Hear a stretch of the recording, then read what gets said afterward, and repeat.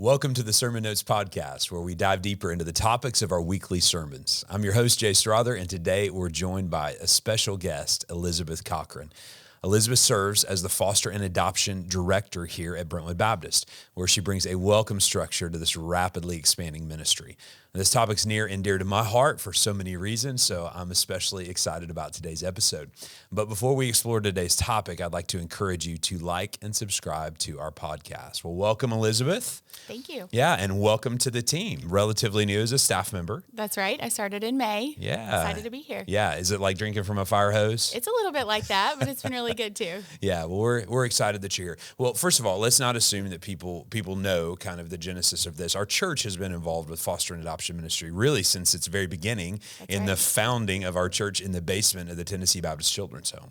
And so it's not a new conversation to us, but we have decided as a church to make it one of our priorities and an area of focus in response to a couple of things that are going on in the culture. But before we get there, let's talk about your role and kind of what it does and how it helps facilitate that ministry in the life of our church. Yeah. One of the neatest things about coming on in this role is sort of talking to people who have been here since it started in the Tennessee Baptist Children's Home and hearing how it's evolved over time.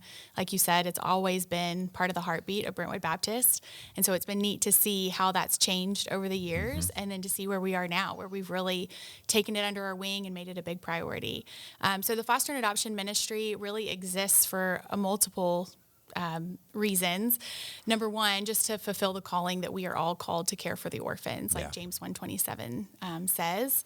And so we look at that in two capacities. One, caring for people within our church that support foster and adoptive families, whether people have adopted or are fostering or wanting to do one of those things, like an education piece and support as they continue on in their journey. And then also in the community. So an outward-facing ministry to reach out to DCS and other organizations that are coming alongside this crisis as well. We want to be advocating for how the church can come alongside and support them. Yeah, that's great. Yeah, you almost have to think of it like concentric circles. There are those who are called to foster and adopt, like so many in our church family and across our campuses have done. But as we have learned personally as a family in that journey, we couldn't do it alone. That's right.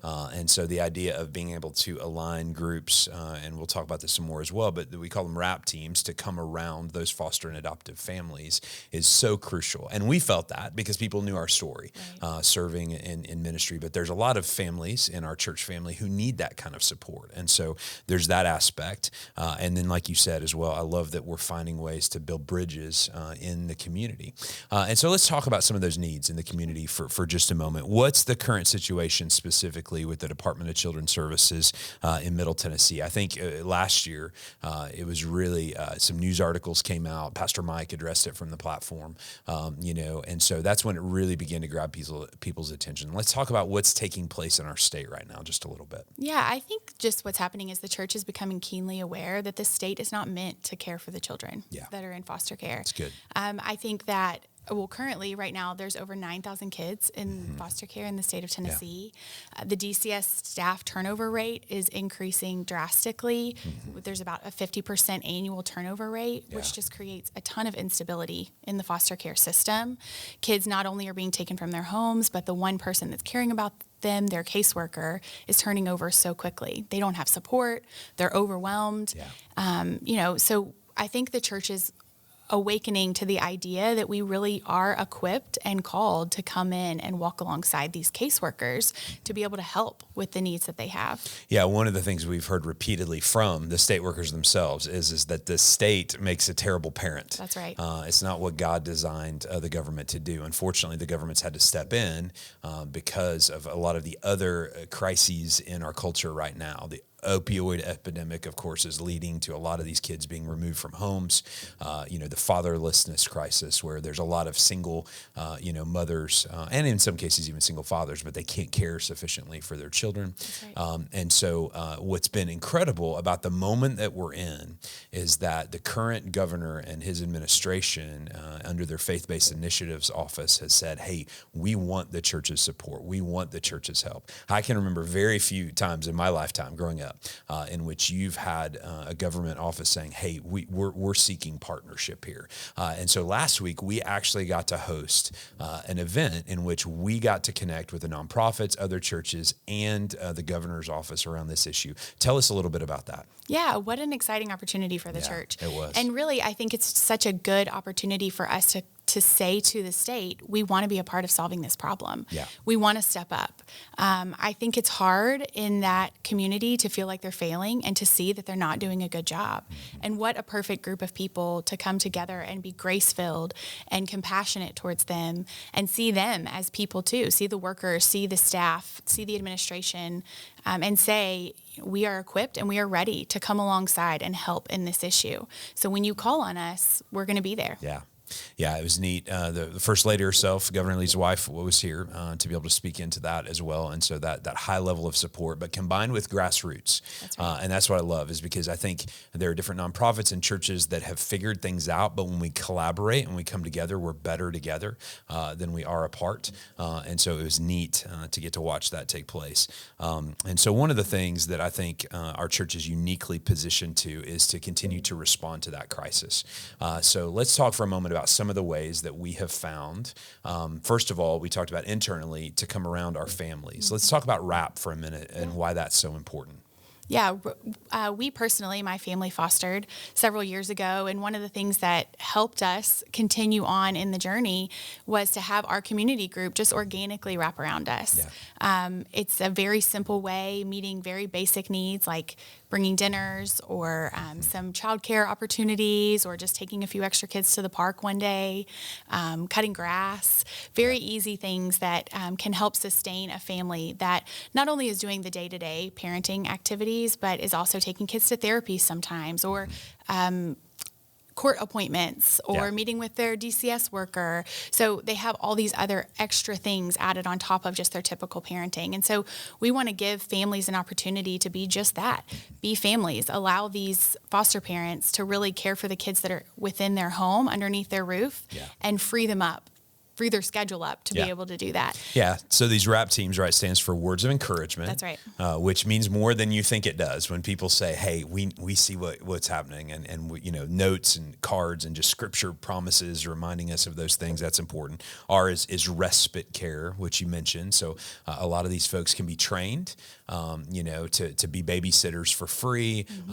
I know one of the things that's so heavy when you're a foster or adoptive parent is just the fact that you just feel like you have no time for your marriage or no time to even get away to shop or, so that is such a gift. Acts of service, like you mentioned, incredible stories in our church family about people bringing meals, about people mowing lawns, about even just doing laundry, right? Say, hey, right. I'm already doing, it's laundry day. Just bring yours on. What a gift that is. And then of course, the last one, we don't want to overlook that, is prayer. Right. And I think what the beauty of this too, is it leverages something we talked about on this podcast a couple of weeks ago, and that's groups. As you mentioned, community groups or life groups, biblical community. Those groups together can wrap around one of these foster and adoptive families, and one of the statistics that was interesting to me as we got personally involved with this was that 50% of foster families drop out after their first placement because it's just so hard. Right. And so we're seeing that trend reversed because now they have not just another family, but a group of families, a church family that comes around them. I've been in some conversations with Randy Davis, Tennessee Baptist Mission Board. They're making this one of their key initiatives as well. And one of the things we talked about was, what if every Sunday school class, small group, and every Baptist church across the state of Tennessee found one of these families, whether they were in their church or not, just in their community, to come around them? I think we could dramatically see that number change. I totally agree. I think there's so much hope in the numbers when we look at the churches. Like I said earlier, there's 9,000 kids in foster care. There's also 11,000 churches across the state of Tennessee. So that means less than one family per church, and maybe a handful of families to wrap around that one family. So it just takes really small concerted efforts to make a really big difference. Yeah, and that's one of the things we're discovering, and I appreciate what you're bringing, Elizabeth, is that ability to connect people who want to help, but they don't know how. As was mentioned in the video yesterday, and I repeated it a couple times in my sermon, right? Not everybody is called to foster and adopt, but I want to put a big pause there. because I believe there are people who are called to foster That's and right. adopt, as many of the families in our church have been. And so if you're interested in fostering and adopting, we want to support that effort.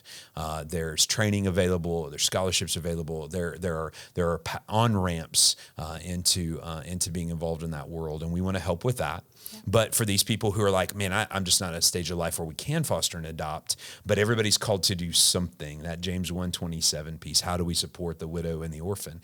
This is an on-ramp to that. So we're going to see that thread several times today, kind of in our conversation as we go. Yeah, and I love that. I think about what people have already done in the foster and adoption ministry. You know, we've had men leave work, for an hour to come deliver furniture with their truck, or had ladies who don't want to drive at night make a meal that someone comes and picks up and delivers to a family. There's so many ways. People that are praying from their home, people that are writing encouraging letters because that's their gifting, or have the gift of organization and are able to go in a DCS closet and rearrange it so that families can come in and get the support that they need, the supplies that they need. Birth families can feel supported. So it really is a neat way. So many unique giftings can be a part of this ministry. Yeah. And I know I want to give a shout out to some of our teams on our campuses. So let's talk about that external a little bit, connection, Department of Children's Services, that word gets out early last year. Hey, the turnover rate's high. Literally many of them were having health issues because of the amount of stress they were under. Kids were sleeping on the floors of their offices. Right. And I think that's where a lot of our people, as you said yesterday, were like, that's not okay. Right. Like there has to be a better way. And so let's talk about some of the examples of some of the ways our people have served, the DCS ministries. Yeah, one of the greatest examples comes from Station Hill. We had a group of people that went in that DCS office and really just created relationship, because that's where it starts. That's right. Relationship and trust, and said, we really want to care for you. We're non-judgmental here. We just want to make it better. And so they've worked together with the DCS office to, like I said, transform some of their closet space. They've created a coffee bar. Or a little respite room. Yeah, that's right. Where they could go get a nap if they needed one. Exactly. Kind of thing. Offered prayer and have many times been praying for these caseworkers. Yeah. There's a study actually out of North Carolina where a church decided to start writing encouraging letters to DCS workers, and their retention rate went from 17% up to like 70% within a year worth of time. Yeah. And so these caseworkers that are run down, they feel unseen. Oftentimes the kids are getting gifts at Christmas, and the caseworkers are, working to facilitate that, but not receiving anything themselves. Yeah. We've been able to throw Christmas parties for them and just bring a little bit of joy and care and help them feel seen and loved. Yeah, those are great tangible examples. So again, I think when people hear these things, they think, oh, I can do that. I can help host a Christmas party. I can help deliver furniture. I can help do these kind of things. That's incredible examples of what our team and our partners are coming up with. Let's zoom out again. We've kind of been zoomed in on the needs and the opportunities there.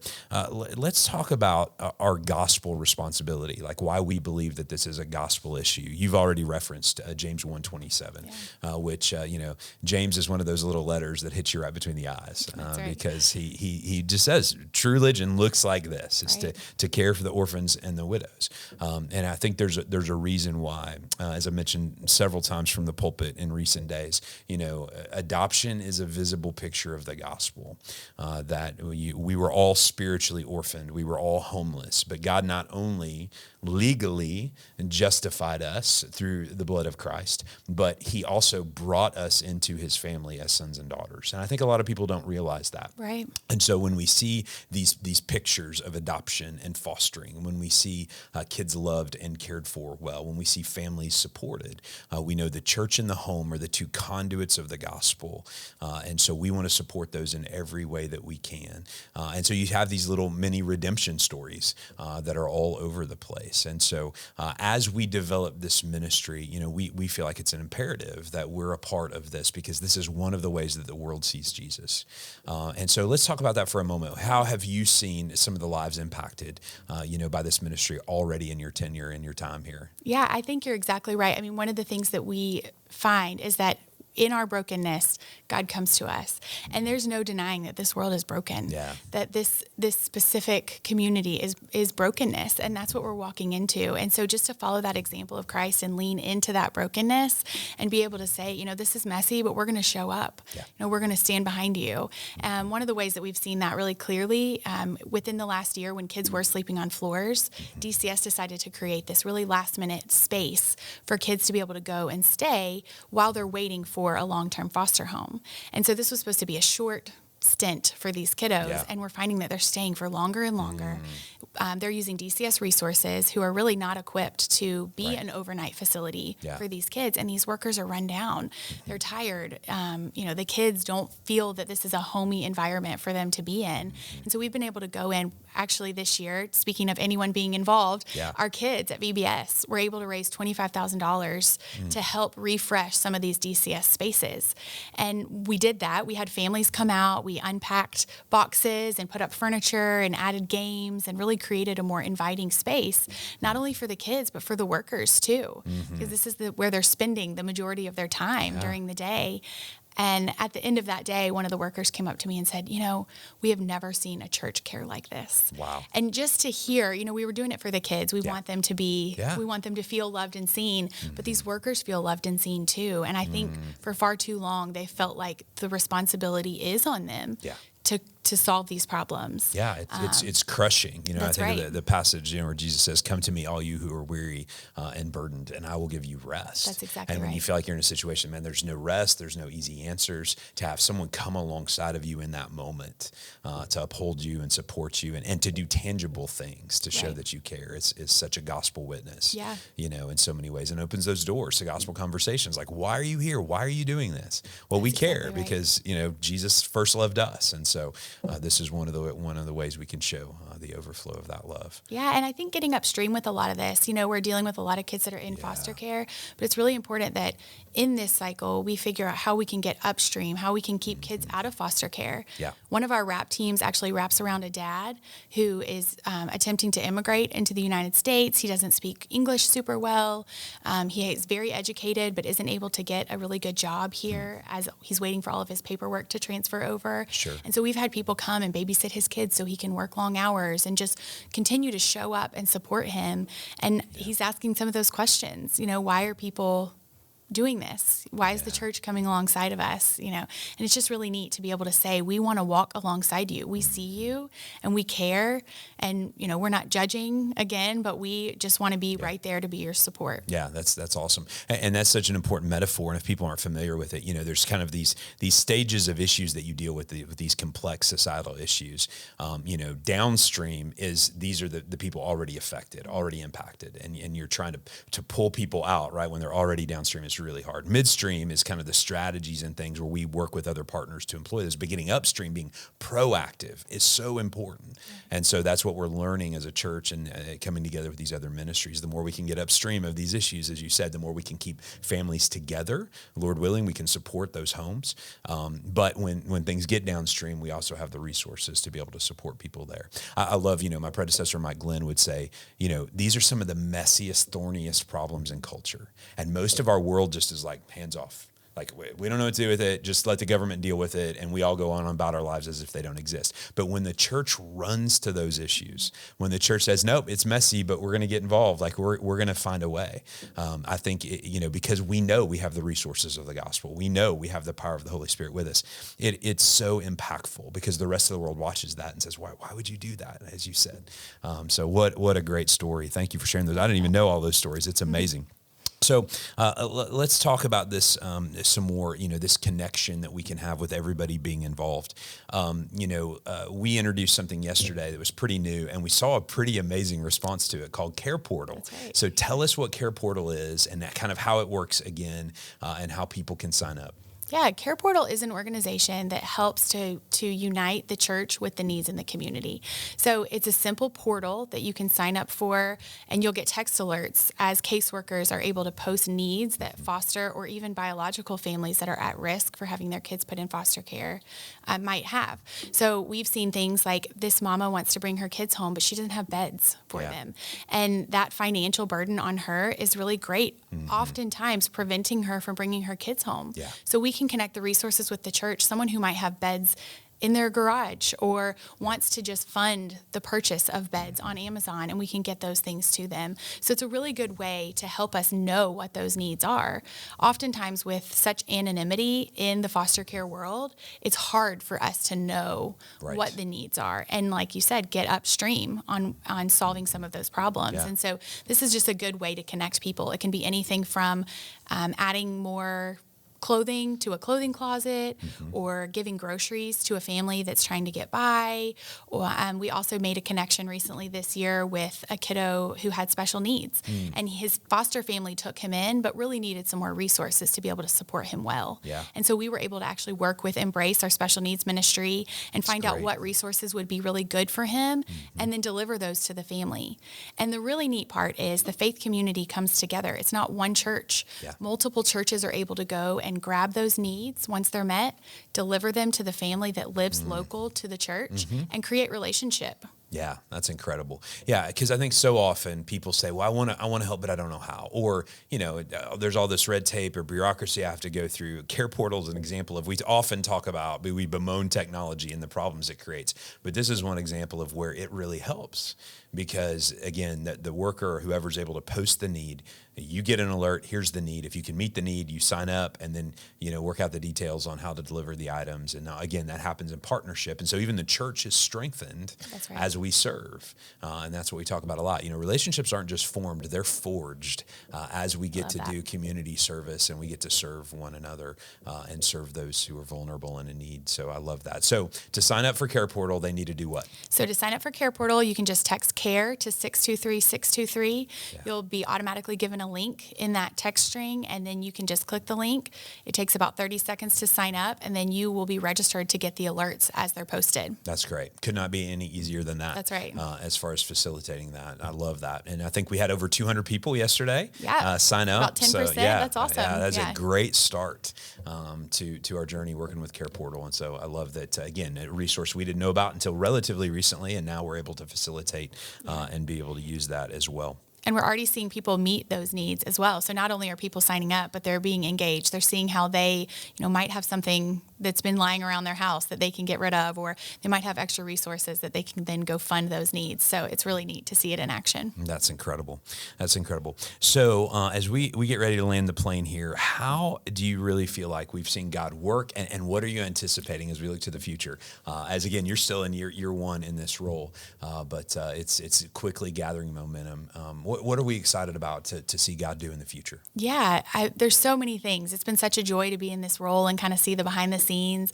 One of the things I'm really excited about is the collaboration we're seeing in the faith community, how people really want to come together and solve this problem together. As we are educating people on the issue, we're seeing people want to get involved and to help. And we can have people of all ages, young, old, in the middle, families, no families. It's just a really easy way to jump in and share the gospel. So we're really excited about growing RAP teams. We're excited, I think one of the things I was talking about last night was in 2024, some people at Brentwood Baptist are going to bring kids into their homes, and the rest of us are going to find ways to help and support them. And it goes right in hand with, we're all called to care in some capacity. And so we just have so many on-ramps for people to be able to care, to be able to get involved in whatever capacity they have to give right now. And RAP teams are one of those. The relationships that we're forming with DCS is one of those. We're seeing hardened hearts in the governmental area really soften and be excited to come alongside and invite us in and really be more of a partnership with them. So there's still a lot of work to do, but I'm really hopeful with the excitement that we're seeing around the ministry and how people want to be engaged. Well, I feel like God's given us this opportunity, right? And as we step into that, no matter what happens in government, no matter what happens, in the governor's office or what changes in the future, if we have done a good job serving, those agencies are going to say, man, the church was there for us. That's right. And so we want to be that visible presence of the gospel and bring hope to those families in this hard calling, because it is a calling, to foster and adopt. But again, we believe that God has given the church the resources to do the hard things. That's right. And when we do that, again, the glory doesn't go to us, That's right? It goes to God. And we get to point people back to him. So we're so excited that you're here and on board, able to help us champion this. We've needed that role for a long time in the life of our church. And so we're going to be praying for you in that ministry as it grows. And thank you for being with us today. Thanks for having me. Yeah, absolutely. So, well, that's it for today's episode of the Sermon Notes podcast. We hope you found our discussion helpful. And if you did, would you help us out by sending this episode to a friend or a family member who could benefit from hearing this conversation? Next week, we're welcoming special guest Ken Schaefer to the podcast. And Ken serves as our stewardship minister, and we'll be talking about why stewardship is so important to the body of Christ. Next week will also be the last episode before we take a break for the holidays, so be sure to tune in.